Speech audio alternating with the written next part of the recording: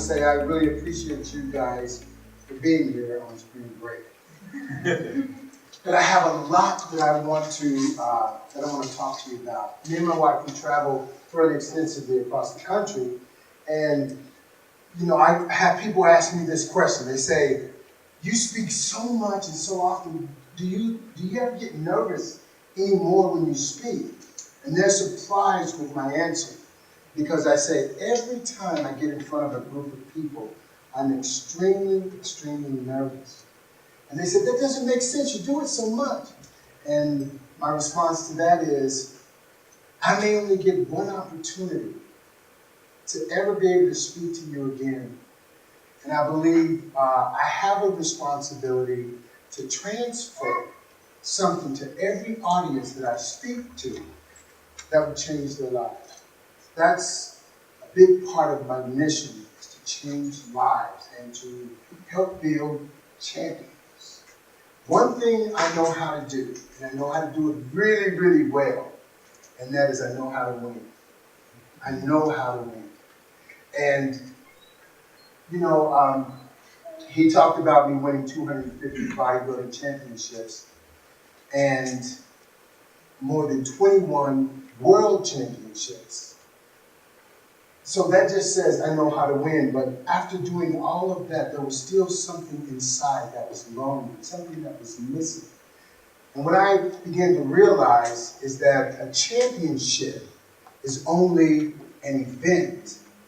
It's only an event. And it's different from living a champion lifestyle. See, a championship is something that is separated from you. And it happens that one day you may win thousands of dollars and a trophy, but still it doesn't make you the person that you are. But if you become a true champion, it's a part of you. It's a part of who you are, and it transcends into every area of your life. Now, he had mentioned a little bit that we do some coaching, and when we coach in 4 areas, 4 important areas, and I'm going to tell you why in just a second. One is faith, family, fitness, and finances. Those 4 areas. The reason why is because years ago I used to train competitors. I trained competitors, and I would tell them, when you come into the gym, you cut your head off, give me your body, and I'll make you a champion. That's what I did.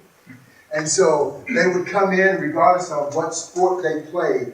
I trained all types of athletes. And I found myself creating monsters. Because think about this, you're overweight or you're a little bit obese and you have nothing really inside. And all you have is that reflection in the mirror.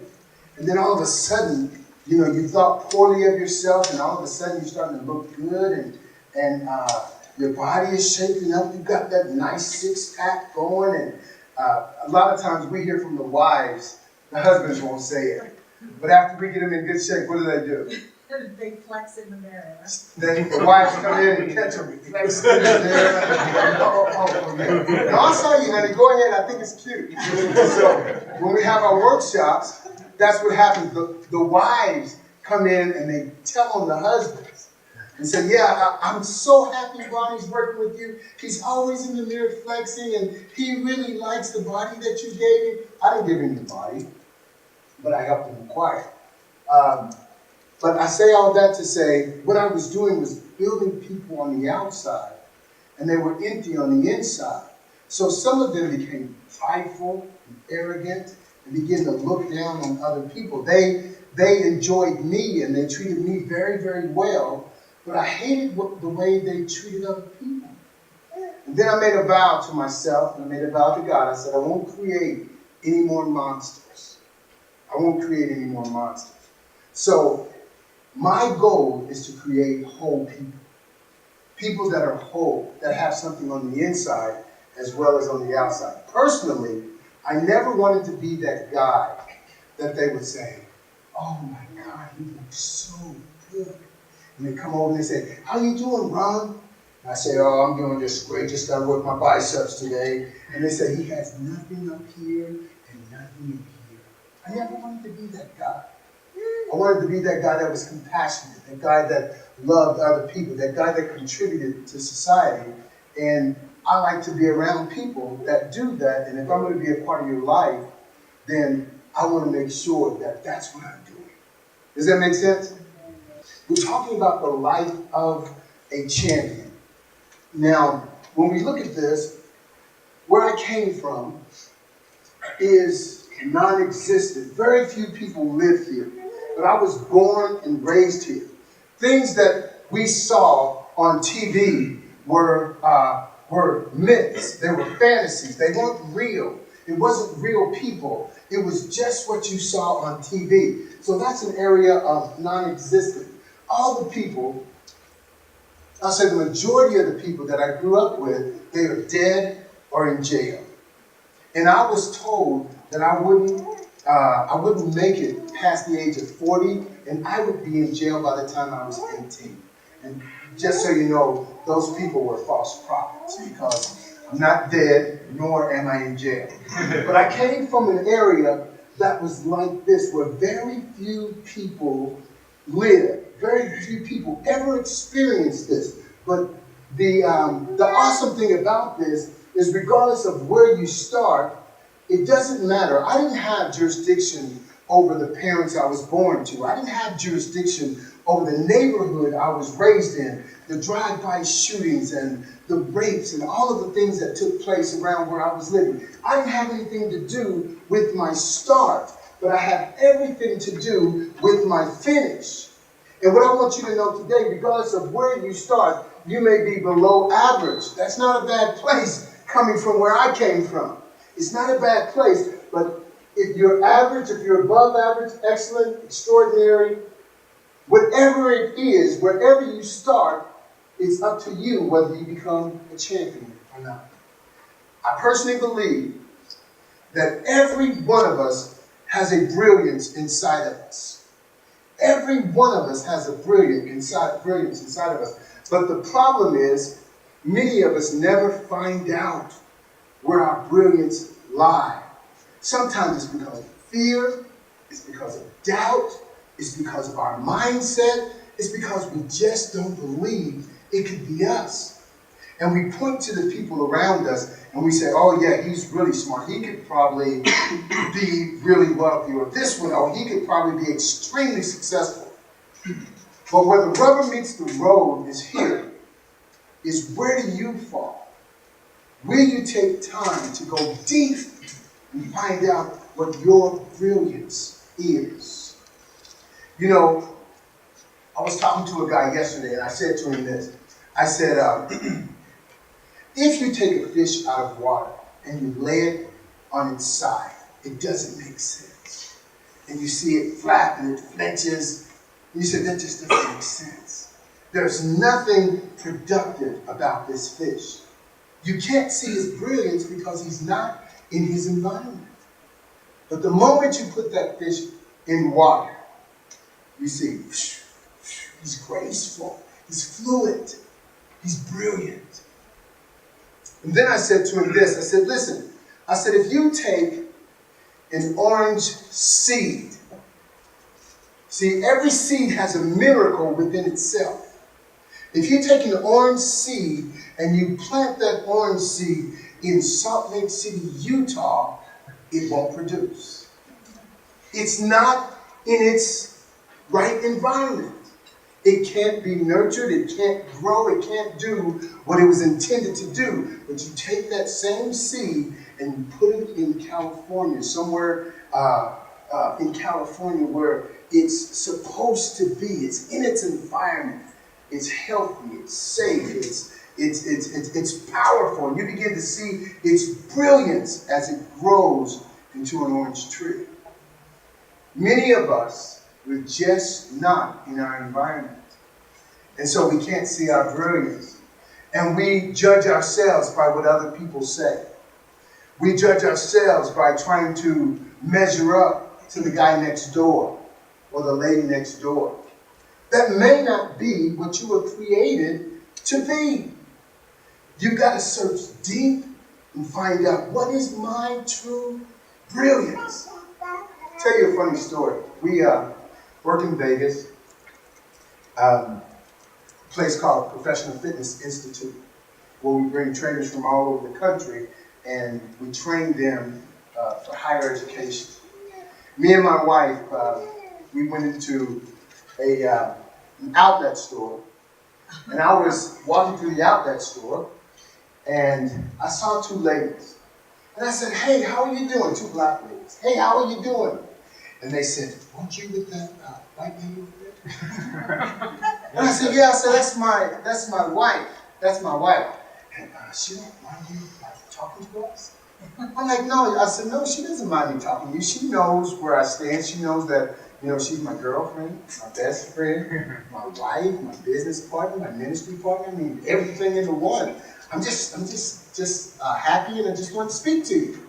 And they said, "Oh, look at you." They touched my arm and said, "You've got," what did they say? A prison body. They said, "Oh, you've got a prison body." And I said, I didn't know whether to be offended or what. A prison body? I said, "Do you know," I was thinking, "Do you know what you're looking at? This is an award-winning body. This body has never seen the inside of a prison." But it was the mentality that they had. And they said, "That white lady don't mind you talking to us?" I was like, "Of course not. I mean, you're a person." And I look at people different. I really do. I really look at people different. And that's a whole nother subject.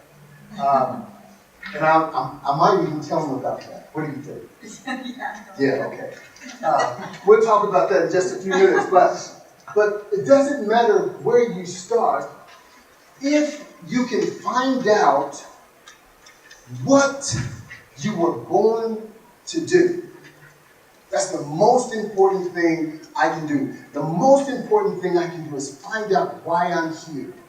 Find out and change my mind. Because, see, the mindset that I have, or that I had, was given to me.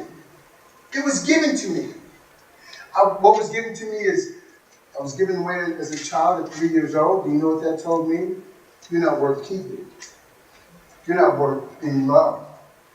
If nobody else on the planet loves you, your mother still loves you. I don't care if it's Jeffrey Dahmer. He's in prison. His mother says, "Well, just give him one more chance. He'll change." The rest of the society said, "No, please don't give him another chance." But at least your mother, she is always there and always believes in you and loves you. So I felt like if my mother didn't love me, my father didn't love me, Santa Claus didn't come by for Christmas, then I must be unlovable.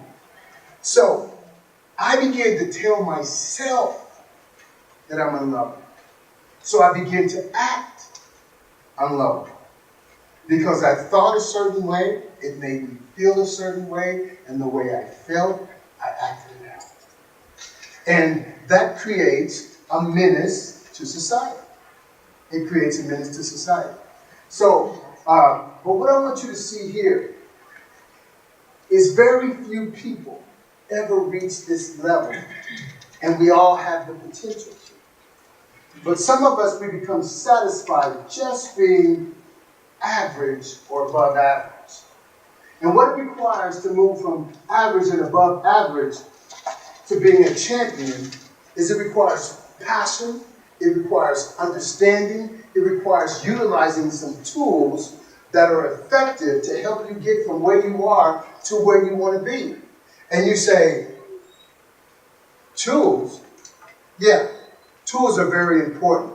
And it requires skills. And skills, building and developing those skills, sometimes it takes time to do that. But think about tools for just a second. You remember back in the old days, they would take a hammer. See, I'm just not very good around the house. I would be a horrible handyman. So if you judge me by being a handyman, you say that guy is a complete disaster. But we would take the hammers and we would hit, and keep it. I would tell somebody else, hold the nail for me. Because I was crooked and I would miss the nail and hit my thumb. So I could use the hammer and I could build a house, but my thumbs are going to be swollen, and it's going to take me a long time to do it. But if I go out and get a nail gun, as inefficient as I am with a hammer, I can be pretty effective with a nail gun.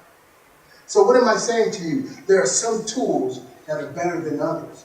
And when we are developing a life of a champion, we've got to get appropriate tools. Get the best tools that are out there so you can be the best champion you can be.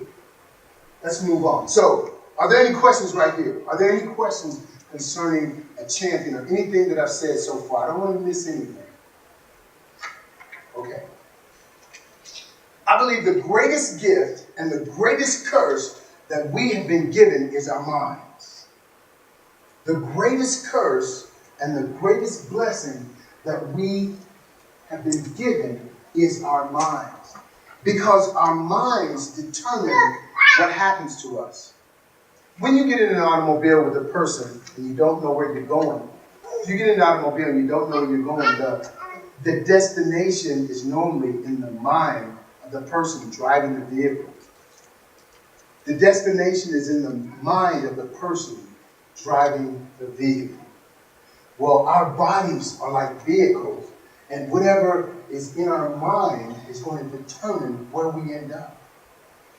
So whatever is sitting in the driver's seat, whatever thoughts are sitting in the driver's seat is going to determine where you ultimately end up. If you have defeated thought processes, you're going to end up defeated. If you have a thought process of a champion, no one can stop you from becoming that champion. It's all left up to you. It doesn't matter where you fit, when you started. It wasn't up to you. But it is up to you how you finish. Now we've got a deep problem here because if we're inundated with negative, discouraging, defeated thought processes, it goes into your subconscious. And your subconscious is what really controls your life. It's not your conscious mind. It's not your intellect. You can be very, very intellectual and be very, very broke. Did you know that? Smarts don't make you a champion. It doesn't make you advance. It doesn't make you successful. It can contribute, but the worst thing is to be an intelligent person and be completely impoverished in every area of your life. Your subconscious can conflict with your conscious, and the subconscious will win out every time. And sometimes the people that we love most and love us most cause this problem. Let me just give you an example. You might not realize this, but money is the root of all evil. Money is the root of all evil. Now, you might laugh, but money is the root of all evil. Now listen, I'm going to explain to you why. Because people, when they get money, they change. People, when they get money, they are not the same. I've been taught this since I was 3 years old. Well, now that I'm an adult, I want to take care of my family. I want to have a pretty decent house to live in.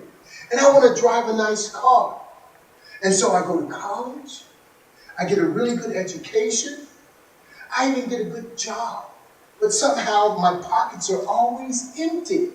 You know why? Subconsciously, I have been given a belief system that money is bad. It makes me a bad person. First of all, the cliche is wrong. The Bible says the love of money is the root of all evil. But the Bible also says money answereth all things. Did you know that? Answereth all things. So I have to change my belief system and my relationship with money, because as long as in my subconscious mind I think that money is evil, subconsciously I am sabotaging myself from ever becoming wealthy. Even though consciously I say I want to be. I'll give you another example. How many used to hate to go to the dentist when you were a kid? Absolutely. Because every time, see, I'm a lot like a dentist. I'm a lot like a dentist. And I tell people, I've got a goal, and I'm not going to let your feelings and your emotions hinder me from reaching my goal. They say, oh, but it hurts. So what? Let's do this. No, I'm not that bad. I'm a lot like a dentist because I have to hurt you to make you better. I have to hurt you to make you better. And so you go to the dentist as a little kid. And as soon as mom said, next week we got to go to the dentist. Mom, I didn't want to go to the dentist. Oh, baby, we got to get your teeth fixed. You know, we got to put some braces on. We got to get that cavity out. So the kid automatically knows that he's going to get a shot. So here it is, Monday morning. He's got to go to the dentist to check you out of school. Here we go. So the kid is crying. He said, baby, don't worry about it. As soon as we finish here, we're going to get you ice cream. So he goes in, he takes his pain. He finishes, hey mom, what about that ice cream? Oh yeah, I did promise you ice cream. So takes him down to Baskin Robbins, gets him ice cream. He's happy. You know what that translates to? When I get older, every time I go through a depressing time or a hardship, I want to treat myself with some type of food. My mama did that to me. My daddy did that to me. I'll give you another example. How many played football when you were younger? How many still play today? When I ask them. Oh, you play today? Who do you play for, man?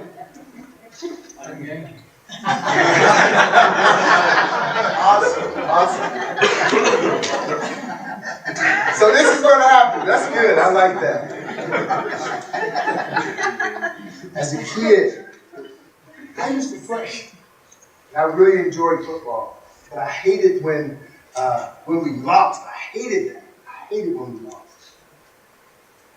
And I had no jurisdiction over it. You know, if we lost, I'm like, just give me the ball. Give me the ball. Let me do it.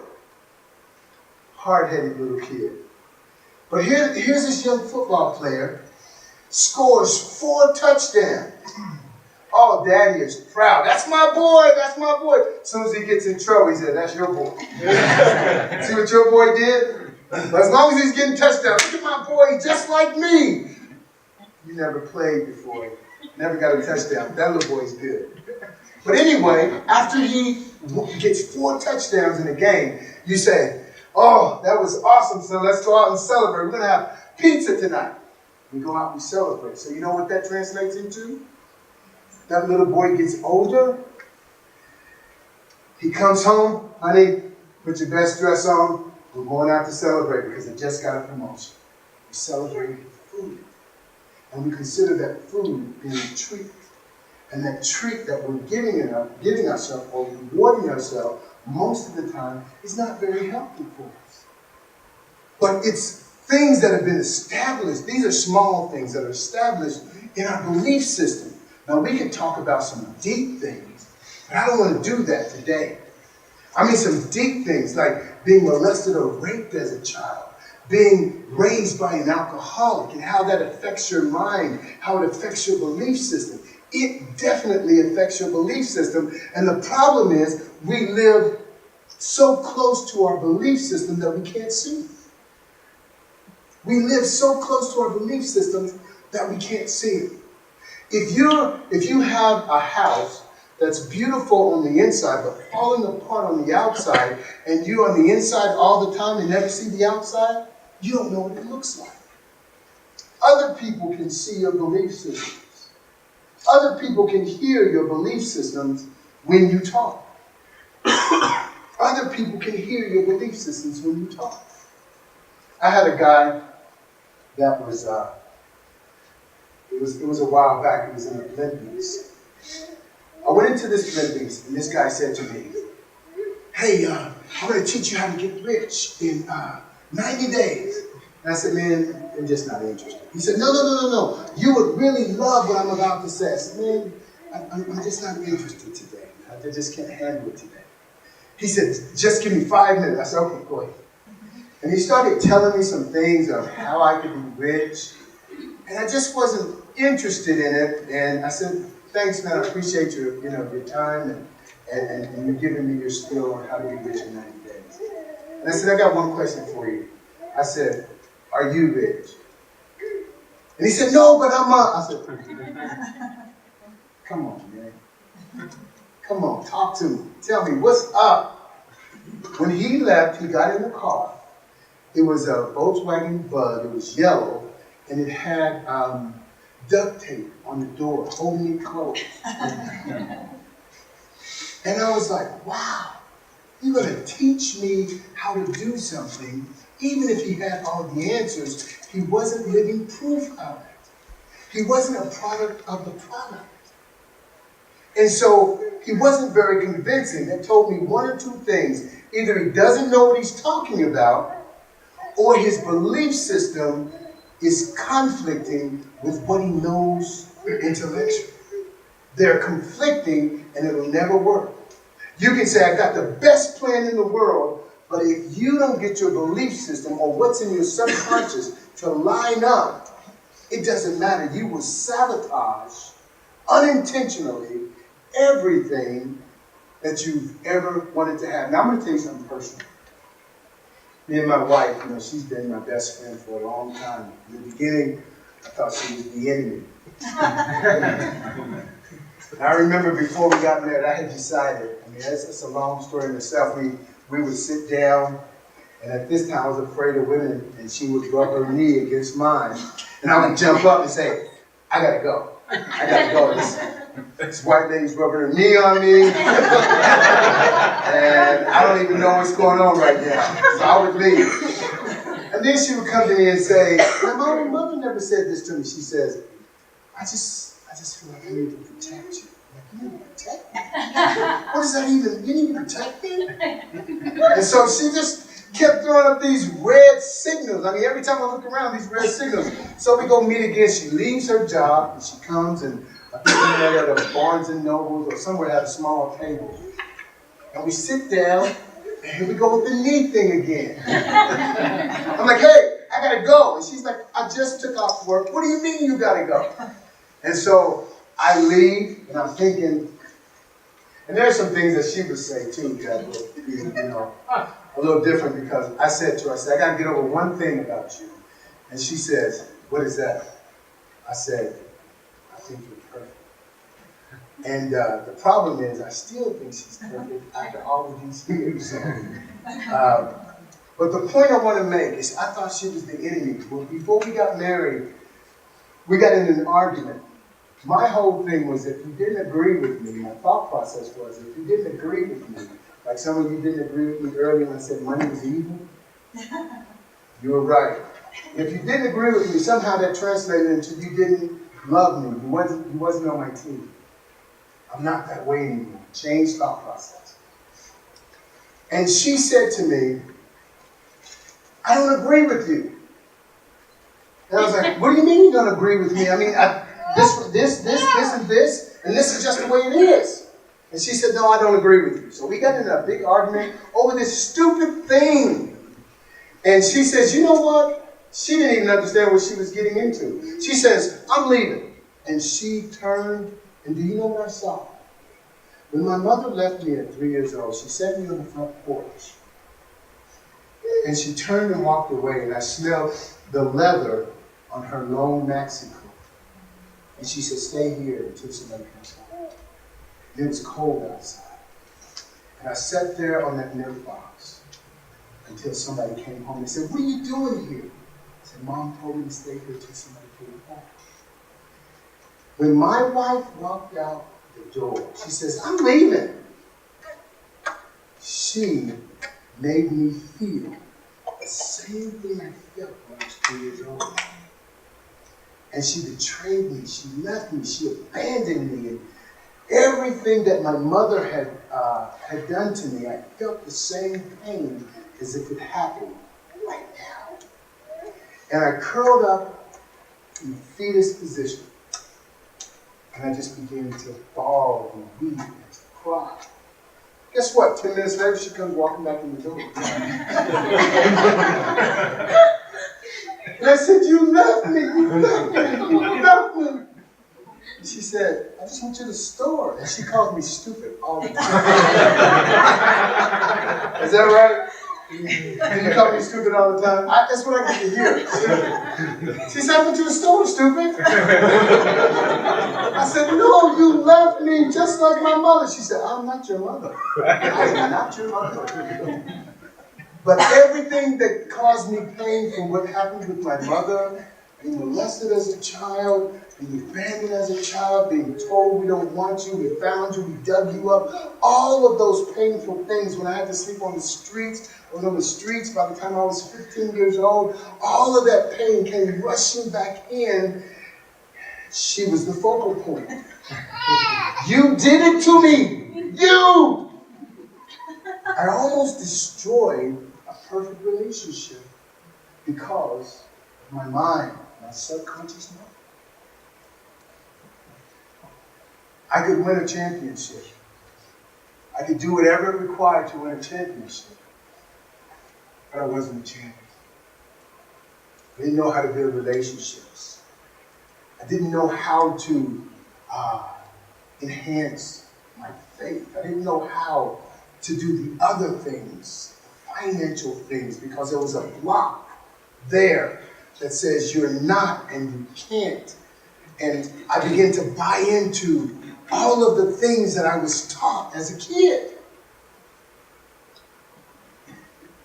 I believe this, that you can be a little boy or little girl in an adult's body. Or you could be a man in an adult's body. Or you could be a champion, godly man in an adult's body.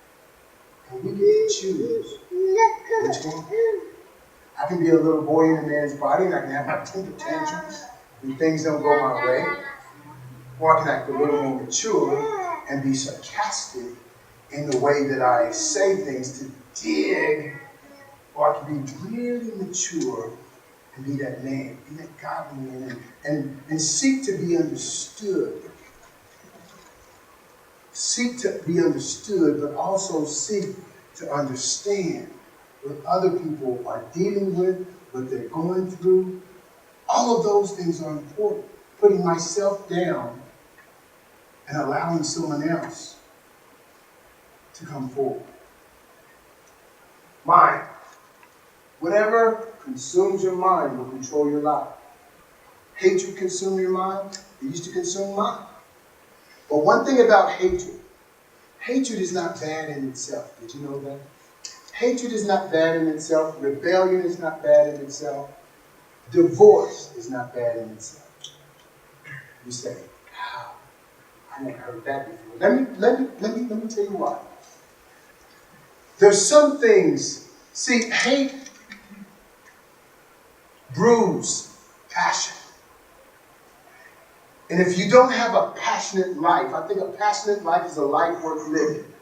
A life that has no passion is not really worth living. What are you passionate about? And hate is what I was, I had hatred which became a real passion. I hate to lose. Not a bad thing. But if I hate people, that's a bad thing. Rebellion. Rebellion is not a bad thing. It depends on what you're rebelling against. I rebel against that which is wrong. And I submit and embrace that which is right. Divorce. Divorce is not bad. There's some thoughts and ideas that we need to completely divorce ourselves from. And say, that's not a part of me anymore. I divorce you. You've been telling me I'm not, and I am convinced that I am. This is a very important point right here I want to make. It doesn't matter what other people think about you. It doesn't matter what they believe about you. It doesn't even matter what they say about you. What really matters is what you think about yourself. What you believe about yourself. and also what you say about yourself. Now, why is that so important? This is so important. If you don't learn anything else, I want you to take this in. There's a part of us, our inner person desires to hear only your voice. The inner person only desires to hear your voice. What does that mean? You know what? I'm going to drop you off when you're 3 years old. I'm going to abandon you. I'm going to abuse you as a child. I'm going to see to it that you're beaten until blood comes out. I'm going to see to it that all these negative things happen to you. And then you begin to say, I am not worthy of love. I am not a good person. I am unfortunate. I am poor. I am weak. I am nothing. When I say it is when it matters, because that's what I become. Whatever I say that I am is what I become. And so that's why those of you that were on the call, you hear me say that I have a list of I ams. And I didn't just come by those frivolously and think, you know what, this would be a good thing to say I am. No, what I did is I took some seeds. Because fruit have seeds in them. If the fruit doesn't have a seed, it is an abomination. Did you know that? Fruit were made to reproduce after its kind. Fruit were made to reproduce after its kind. When we were born with seeds inside of us, and in those seeds are miracles. In the seeds that are in my life, they're inside of me. The problem is I need to get them planted in the right atmosphere so that they can produce fruit. The seeds inside of me, it might be a book. It might be a program. It might be a business. It might be I'm supposed to give millions to charity. But if I don't have millions, I can't give to charity. Whatever those seeds are inside of me, if I don't get to those seeds to find out what they are, they will never produce. When your mother and father came together, he gave your mother a seed and it reproduced, and there you are. Well, there's something inside of you that wants to reproduce, not just in a baby form, but reproduce to the world. So I take the seeds that I have. Is it a book? Is it a ministry? Is it a business? What are those things that I'm supposed to reproduce in my life? I've got to find out what it is. But it's what I say about myself. So I found all of the seeds. I had 20 seeds to start with. If you'd have seen me driving around the city of Salt Lake after apples had fallen on the ground, well, I can tell you, apples had fallen on the ground. I'd get out and walk in people's yard and grab the apples. And I'd take them and I'd cut all the seeds out. And then I had 20 seeds, but I passed the seeds out to the rest of the people that we were doing this workshop with. And I said, find out. You have 20 seeds here. Find out what you were supposed to do. Through meditation, through prayer, through whatever it requires. Find out what it requires for you. Whatever it requires for you. And those seeds, what do they mean to you? What are you supposed to do? What are you supposed to be? Who are you? And so those 20 seeds turned into 17 rapidly. Then the 17 turned into 10. And the 10 turned into 5. Now, there are only 4 seeds for me. That's faith, family, fitness, and finances. The 5th one is a bonus. There may be something else out there that I don't know about. So I'll put that seed, I put it all in this small bottle. And I put the I ams right next to it. And I put it on a mirror. So when I look in that mirror, I talk to Ron Williams. And I tell him who he is. I am a great man of God. I am a great husband. I am a great dad. I am a good businessman. I am. And my inner man gets to hear me say what I say that I am. I don't care what you say that I am. What matters is what I say that I am. And then you start to see the reproduction of those seeds come about in your life. And there's a long process. I won't say a long process, but there is a process to putting that together. But once you put it together, every time you go in my office, you'll see this mirror that's sitting up like a trophy that says, I am. You go in my bathroom, you'll see the same thing. Putting it in my car, hanging on the mirror. So everywhere I go, I remember who I am. And when you pull out in front of me in your car, I said, oh, I am. I am. I'm not going to say what I would have said 10 years ago. Because I am. And I don't do that anymore. Because I remember who I am. That's what I want to transfer. And I want to help people as much as I possibly can to see. Now, this is pretty amazing. Your subconscious is approximately 88% of your mind. Your conscious approximately controls 12%. This is where your reasoning, your intellect, your thought, all of this happens here. But it's easy to have a conflict between this and this. Guess what? This is going to win out. Everything that you've ever gone through, from the time you were born, everything that you've ever gone through has been recorded in your subconscious. And you feel certain things. Have you ever looked at somebody and said, ooh, I just don't like that person. There's something weird about them. They haven't done anything yet, but there's something weird about them. Sometimes you have encountered somebody just like them that wronged you, and they feel like the same person. And so you feel a certain type of way towards them because of that situation that you encountered earlier. Sometimes we have circumstances where we haven't forgiven. We haven't forgiven someone, and then we feel that same thing that we haven't forgiven on someone else. That could be the person who helps us take our next step.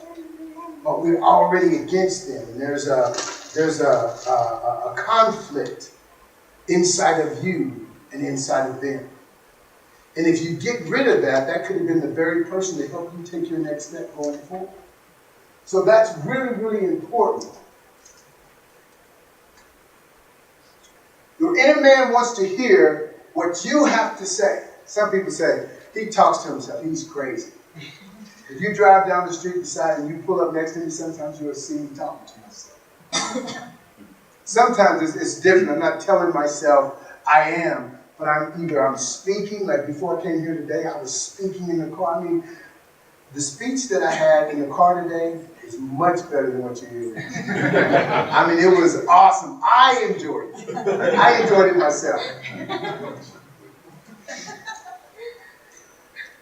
Okay, I just want to go through this real quick. The first thing you must do is hone in on your craft, whatever it is. For me, my craft is over here. This is a list. This says faith, family, fitness, and finances. So these are I ams that are in faith, family, fitness, and finances. So this is my craft. I've got to hone in on my craft, and I've got to figure out who I am. I've got to figure out who I am and then become that guy. That's who I am. I've got that. That's who I am. Now, I am a champion. I am a champion. I'm not trying to be a champion. I just am. That's just the way it is. And you can't convince me that I'm not. I am a champion. Then I must develop tools. I must come up with some tools that are going to help me to advance forward. And it's important to have a coach. Do you know even the best have coaches? I think about Michael Jordan a lot of times. Some of you would say he's clearly the best that ever existed in basketball. He had a coach. You know why? Sometimes a coach can see what you can't see. A coach can see things that you can't see. You're so close to it that you may not be able to see it. So it's good to have a mentor. It's good to have a coach. It's good to have accountability. You must be able to visualize and see it. You guys heard me say that in 1988, I won the Mr. Universe that year, but I actually won it in 1986. 1992, I won the Mr. Universe. I actually won it in 1990. In 2008, I won the Mr. Universe, but I actually won it 2 years prior because I saw it in my mind's eye. I became Mr. Universe. I saw it, and it would anger me or irritate me if you didn't agree with me. Right, wife? You have to agree with me, otherwise you don't love me, right? No, but this is how it works. I visualized, I said, what is it going to take for me to be Mr. Universe in 1988? What is it going to require? And then I went all the way into 1988, and I saw myself on stage. First, you have to win your class. I was in the short class, pretty obvious. I was in the short class, so all of the competitors from all over the world I had to beat them.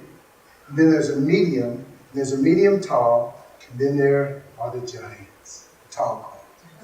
And so they had to beat all of their competitors. Then the winners from those 4 groups had to be against each other for the overall title. So here I am in my mind's eye.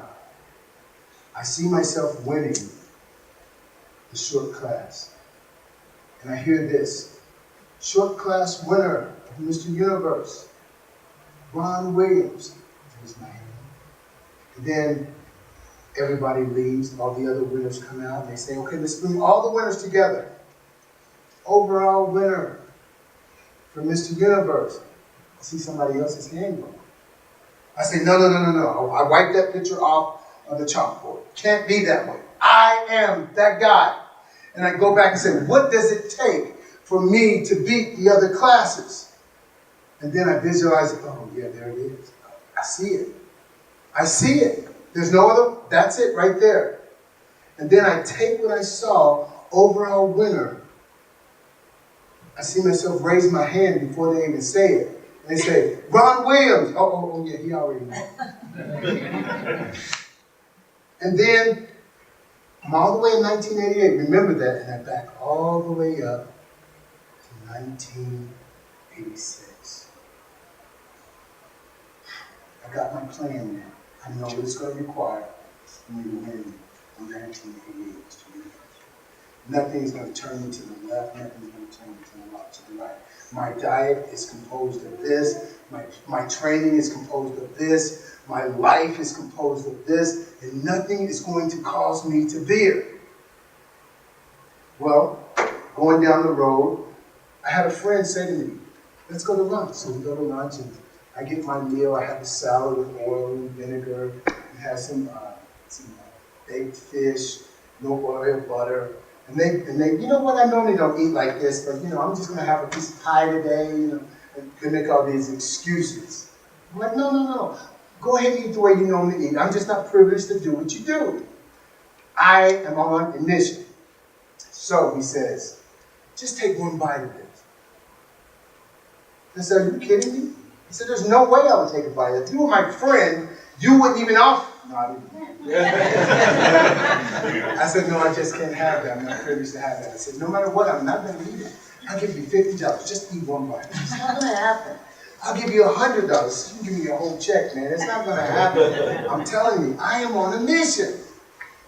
And so that translates into every part of my life as a champion principal. So I see this beautiful girl that comes in, and she says, hey, Ron, I want to spend a little time with you. You know what? That's not a part of my diet. Are you kidding me?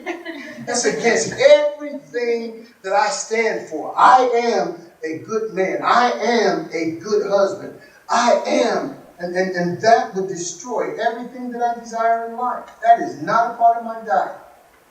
I premeditate. I already know my answer before it happens because I've already visualized. And my wife will tell you, I had an incident where I went to, was it Boston? Oh my goodness, yes. It was Boston. Yeah. I had just spoken in another place up there, The Poconos. the Poconos, and I was supposed to go back to Boston the next week. And there was a lady there that I didn't think anything of it. Men, when your wife says something, believe it. When it comes to other women. And this lady was there. She was just a nice lady. I thought, she's nice. Oh, I said, what? Something's wrong with her. She's got bad motives. I said, no, she's a nice lady. You think everybody wants me? Nobody wants me. She just enjoyed, me speaking and that kind of thing. And so the following week, I was going to Pocono. No, not the Pocono. Back to Boston. And she found out I was speaking there. And she called the people that was putting on this event. And she says, I'm going to be there with Ron. I'm going to be there with Ron. And they said, okay. So they knew that me and Tanya were together. And they gave this girl a key to my room. And so I get there, and I walk in, Mr. Speaker and all. Okay, here. And they say, here's your key, but the girl is already in the room. I'm like, my wife's not here. So I'm thinking, my wife surprised me. I said, no, the girl.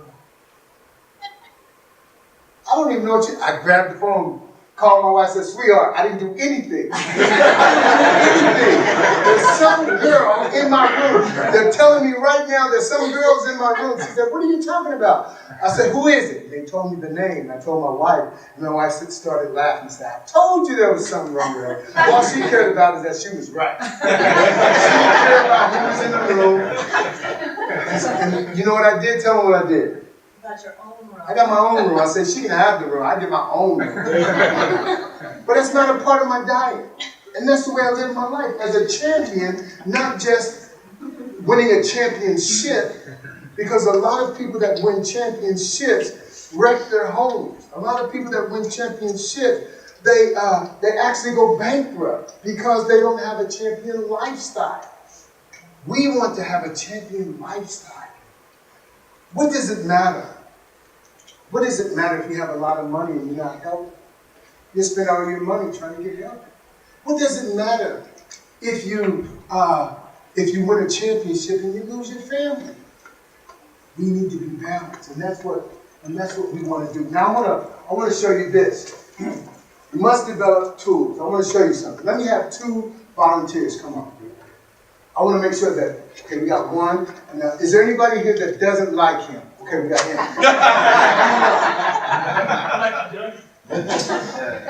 Yeah, but I don't like Tyler. See? Well, we'll have Tyler hold this card. Good, Tyler. I want to stand out front. I want everybody to see this. Now, what we're going to do, now, this is a tool that we can use. Now, we heard how important water is. Water is really important. There we go. Okay. Now, oftentimes when we start working on our bodies, we're trying to find the right amino acids. We want to take creatine. We want to find all of these supplements when really it's the real basic things that are really important. The real basic things. So what I want you to do is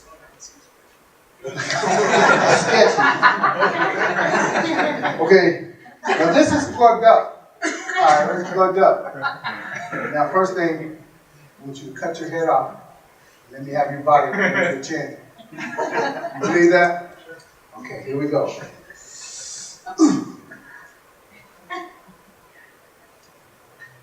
Okay, man. You're still alive. Okay, now I want you to watch this. Now, one of the most important, how many know how much of your body is made up of water? 70%. 70% water. Depending on how hydrated you are. Now, this is like, say for instance, this is your body. You are a vessel, and you have 70% water in it. Now you need some charge, some electricity flowing through your body, right? So we're going to have him, we're going to have you turn that on. We're going to electrify it. Nothing? Turn it off? Turn it on? Nothing. You hear nothing. Now watch this. This is just water. This is what we drink all the time. I just got it out of one of these containers. Okay, now watch this. Yeah, turn it off.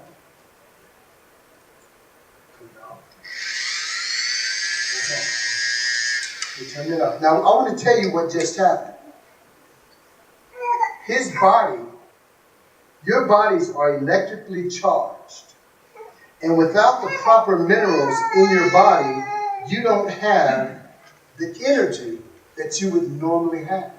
So what you just saw was a body that's become mineralized. The water that we drink is polluted. It has fat loss resistant toxins in it. It has chlorine, it has fluorine, it has bromide, it has fluoride. All of those things are fat loss resistant toxins, and it stops the water's ability to absorb minerals because it's already absorbed all of these other toxins. So if I don't have the proper mineral content, I don't have, go ahead and turn it on. I don't have this kind of energy. You know what happens? The more I get minerals,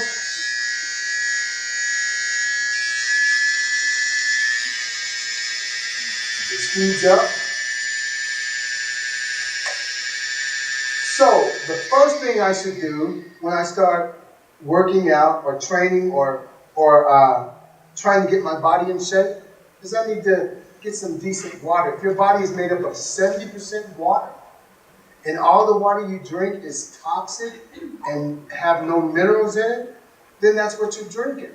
You don't have the energy. Even though you're putting out, you have that much more that you could put out if you had the proper minerals. So you need the proper tools. This happens across the board. Now I'm going to try it one more time. I'm going to show you something. Are you still afraid? He's pretty much not afraid now. Why you trust me? I like this guy. I'm going to have you hold it again. What would happen if I put these two together? So we're going to be real careful not to do that. We'll try it one more time. And I'm going to show you how most of us are. See, minerals are something that we have to take in. Our bodies don't produce them. We have to take them in. We used to get them plentifully in our plants and in our water, but we don't get it the way we used to, so it's important to supplement. So, it's on? Okay, watch this. It's 2 drops.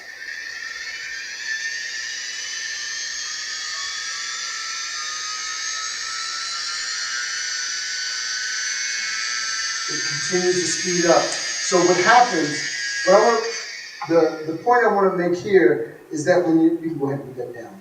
Thank you. Thanks, guys. Let's give them a hand.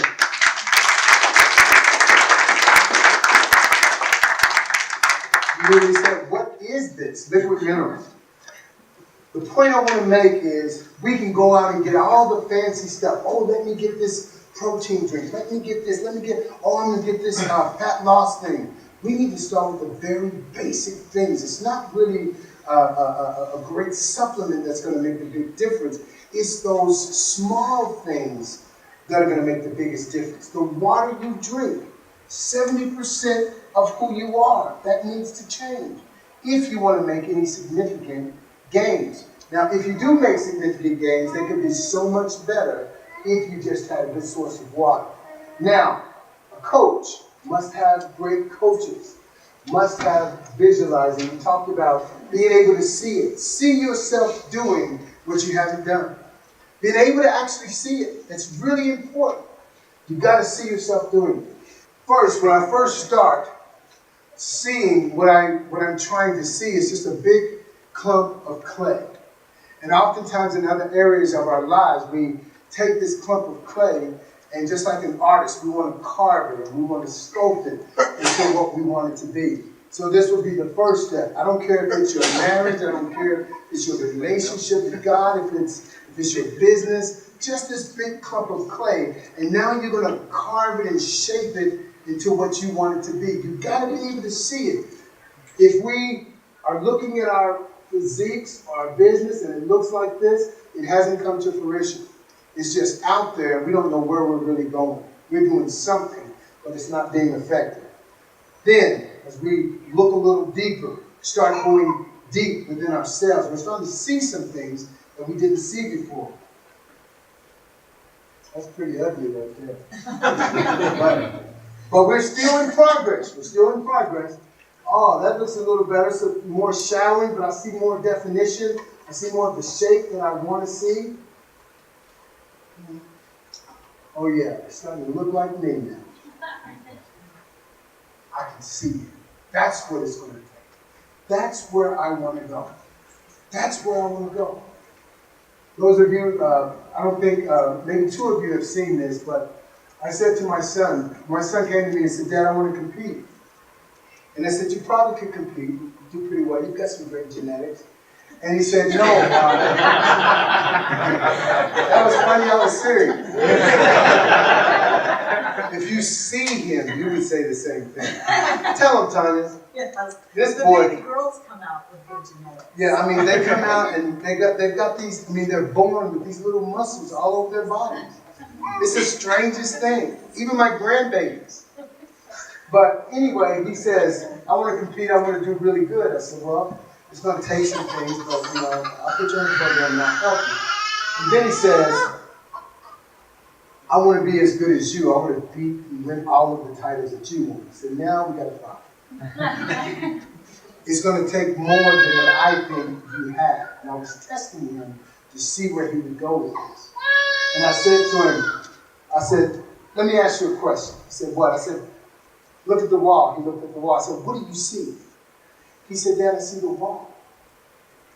And I look at the wall and I said, no, look again. Tell me, what do you see? And he said, Dad, I see the wall. I said, I don't know if you got it. Look at the wall and tell me what you see. So he walks over to the wall as if some writing is going to jump off the wall. And he said, Dad, I really can't see anything. I just see the wall. I said, that's the problem. You've got to see past the wall. You've got to see past the parking lot. You've got to see your success out there, and you've got to drag it in, kicking and screaming. And I don't know if you've got what that takes. And what is that? The fear, the doubt, the wall is the things that block, and the hatred. Do you know what? That will destroy your vision. Your unforgiveness will destroy your ability to see. So you've got to get rid of all the garbage. That's what the wall is. And my son doesn't look like that, but we don't say this is my son. And we look on the other side. What do you see on the other side? This is me. I see a man of God. What else do I see on the other side? I see a happy family on the other side. What else do I see? It's the universe. What else do I see? These are some things. Coming from where I came from, I hated God. Hated God. Completely hated God. Now, the problem with me is I wasn't atheist. I knew there was a God.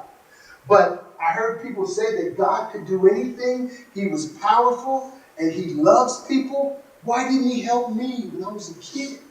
I hated God. It was me against the world and me against God. And I found out that he was on my side all the time. So not only did I start serving God, but I became a pastor. Went from the very bottom to as high as I could possibly go. And this, go ahead, baby, stand there. No. No? Okay. And from going from, like the girl said, a prison body, she said he's got a prison body to a world champion. And when it comes to things of finances and business and creativity, there are books that I've written. If there are books that we've written, me and my wife together, programs that we've put together, inventions of exercise equipment. I mean, there's some brilliance inside of this. I am the man. Some of you say, well, he's arrogant. I'm really not arrogant. But so many people would say I'm not the man that I have to tell myself that I am, because I am. And it matters when I say that I am. Not what other people say that I am. So I tell my wife all the time, I am the man, bro. Do you know who you live with, who you drive with? I'm the man. She says, I said, baby, it's hard being me. What do you say? It's harder being me. I said, it's hard being me. She said, it is hard being me. I got to put up with you. But she thinks he's really funny. But that's who I am. I can see it. We need to become seers and be able to see it. See who we are. Because a lot of people will see who we're not.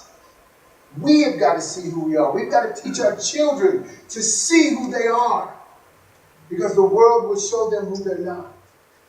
Somebody had a question over here. Yes, sir. You talked about being able to see beyond the wall or eliminating doubt and fear and those kind of things. Uh-huh. Or the need to do that. I guess my question is how? How do you do with your subconscious? Well, one of the things you have to do, there's a process. There's a process. You see yourself for who you are right now. And you see the things that you want to accomplish. And sometimes it's fear that comes in. And when fear comes in, the opposite of fear is courage. And it's important. Fear is real important in the face of courage because it's impossible to have courage without fear. Fear is actually overcoming courage and taking steps that you're not used to taking. It's like if you had two people that were in a plane and they were paratroopers. One has had 150 jumps and one hasn't jumped before. The one that's had 150 jumps, he just goes and he jumps.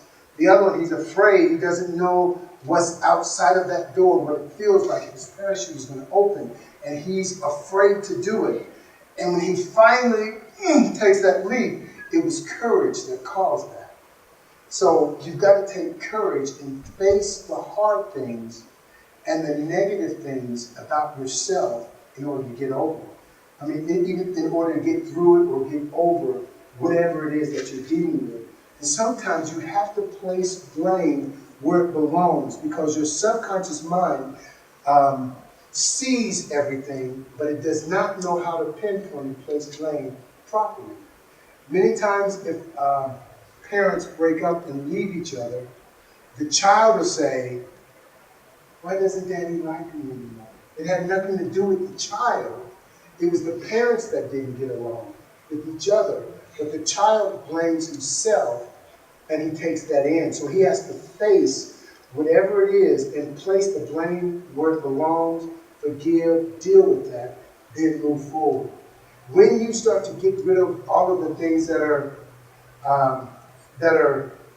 all of the struggles and all of the things that you come to embrace as realities, then it makes it easier for you to see who you really are. But we don't like to point a finger at people that we love. We don't like to say, this happened in my life, and it was because of my mother. This happened because of my father. This happened because of somebody that I highly respect. This happened because of this. No, you have to place the blame where it belongs, deal with it, forgive it, then move on. Otherwise, you're living in a fantasy world, and you'll continue to harbor the pain, the sorrow, the defeat that we wallow in. So I would say face it. First face it, deal with it, and get past it. Somebody else over here. Who raised their hand? So with you having obviously the absence of a natural biological mother and father, in addition to looking to God to replace those voids, did you actively seek out a natural kind of replacement for a mother and father? I did. I just did. I don't know why. I just did. Yeah. Good question, though. Good question. I guess without realizing it, I may have. Because now that you say that, I remember my coach, and I remember the pastor that I looked at as a father figure. my boxing coach was definitely a father figure. He said it, I believed it, and I wanted to be under authority that I could trust, but I couldn't find people that I could trust. Good question. Anyone else? Yes, ma'am. As you're visualizing seeing yourself becoming something in the future years, how often do you do that or to change your subconscious actually believe it? Every day. It was a passion. I seen it every day. I seen myself, and the activity that I was doing today, I see myself doing it different. Everything I did, I mean, like now, I write down the I ams. I quote them every day, and I'll never. One thing about a person who's striving to be the very best they can be and be a champion, they're never satisfied. You'll never get to a place where say, you know what, I'm the champion that I've always wanted to be. I'm where I want to be. I'm finished growing. You're always striving for more. You're always striving for more. There was a question. Yes, ma'am. Okay, so with kids, how do you help kids to see past that wall? Because I have a 10, 7, and 2, and I don't want them growing up with my mom's made me, because that's one of the rewards we use is if you do this, then we'll go get a treat. There you go. So I don't want my kids like addicted to food. Well, you know what? That's. And some people think I don't want to deprive my kids, but really you're not depriving your kids because 200 years ago they didn't have those options. They didn't have candy or cookies for breakfast. You know, they had Captain Crunch with cookies with milk on it. They didn't have those options, and I think one of the things we can do is teach our kids. If you give them apples and oranges, their taste buds begin to gravitate towards those things, and that's what they like, and that can be the truth. You know, something that is healthy. And when you're talking to, especially a little girl, about being overweight and obese, never talk to her about being overweight and obese. Talk to her about being healthy and unhealthy. Because then they'll start associating being fat and overweight food is the problem, so food is the enemy. So they become either overweight and obese and subconscious, or bulimic, or anorexic. Yeah. So little things like that, and just be mindful. In some of the things that we say to our kids, you have to be real careful. I was told a lot. You know, my wife, she didn't realize that when she started calling me stupid. That was one of my pet peeves. I would almost kill people for that. But I was told every single day, you're stupid, you're dumb, you're an idiot. And I began to buy into it. But now when she says I'm stupid, I laugh. But when she first said it, I said, what did you say? Stupid. Who are you calling stupid? Are you serious? Be quiet, stupid. Still be quiet, stupid. Okay. She's on us. Anybody else? No? Hi.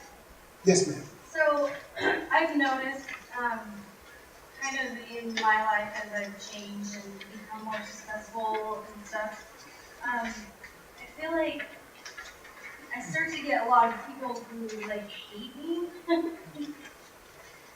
Like, alright, it's kind of a difficult thing for me to just, how do you deal with that? Like, I feel like people who are supposed to be there for you, just like, they start hating you, they start talking bad about you, and I feel like I've done everything I can to like get my life in the right situation. And, you know, like, I'm a singer, I have a band, and like, I started doing real estate, like I became a real estate agent, and I feel like the more I improve my life, like the more people hate me for it. And I just don't know how to overcome that situation. Let me tell you something. You gotta get a thick skin and realize that comes with the territory. It comes with the territory. When you're successful, people are gonna talk about you. People are gonna hate you, but you gotta build a thick skin and say, you know what? I must be successful, because that's why they're doing what they do. what hurts the most is when the people you love do. And because you're sensitive and very gentle, it's going to be a little harder for you to deal with, but that's part of being successful. We have a YouTube channel, and look at it as a compliment. We have people on our YouTube channel, and this is what they say sometimes. Just so you know, that guy's taking steroids. He's taking steroids. Nobody can have biceps or a body like that without taking drugs. He's probably 5% body fat and weighs 205 pounds. That's impossible for you to do that and not take steroids. You know what I do? I email back, I text him back, or how do you say it? You message him back? Respond. What do I say? He says, thank you, that's a compliment. Thank you. It's a backhanded compliment. What you just said is I did something impossible. It's impossible to look like me without taking steroids. I am the man. So that's how you have to look at it. Instead of saying, how dare you say that I take steroids? I ain't never taken steroids. Thank you. Appreciate it, man. I must really be looking good. Anybody else? Did that help at all? Yeah, good. Understand, because people throughout life, you're going to have people that don't appreciate what you've done. And you've got to be careful not to try to prove to people that you are. Prove to yourself and the people that are closest to you. And let it end with that. You can't let those people penetrate because they're not on your team. Yeah. I have certain people that are on my team, certain people that are just not. The ones that are not, I don't let them back. I try to help them if I can, keep moving. As you started seeing success in your life, how did you deal with the family that you, in many ways, you know, abandoned you or hurt you? Kind of similar to what you said, Tell you what, me and my father. Now, my father was a killer. I mean, a killer. Well, what is he today? Kindness to him and the whole world I love him. He's awesome. What happened, me and him were the best of friends. When I finally started developing a relationship with my father, I went into this house where he was at, and him and this guy was arguing. He had a glass and just crushed the glass in his hand, went outside and got a sawed-off shotgun, came back in the house, and was going to shoot the guy. I jumped in front of the guy. Don't kill him, I just found you. I don't want you to go to jail. He said, you better move, boy. I thought, I don't know that guy that well. And I moved out of the way so he could kill this guy. I went to a family reunion not long after to get to know my other relatives. And he got in a fight with this lady. And my wife, it's hard to believe, so I had to let her hear the conversation with me rehearsing it to him, talking about her. But he started beating her on the bus, stuck his fingers in her eyes, and pulled her eyes out of her head. And one they were able to repair, the other one was a glass eye. And I grabbed him, I had some stitches in my leg, he kicked my leg, all the stitches out of my leg, and was angry because I didn't let him kill this lady. That's the kind of person he was. So I started developing a relationship with God, and I forgave my father, my mother, and I went to them, and I brought to them what I had. They changed, and we have some of the closest relationships that you would ever imagine. I mean, really, really close. I absolutely love my parents. They're two of the best people in the world. Two of my favorite people in the world. But if I didn't get it right with them, I couldn't have the relationship that I had with them in life. I wouldn't be able to do what I do because I would still have that anger, the hurt, the unforgiveness. The way you know that you're forgiven, the pain goes away. Completely goes away. There's no more pain.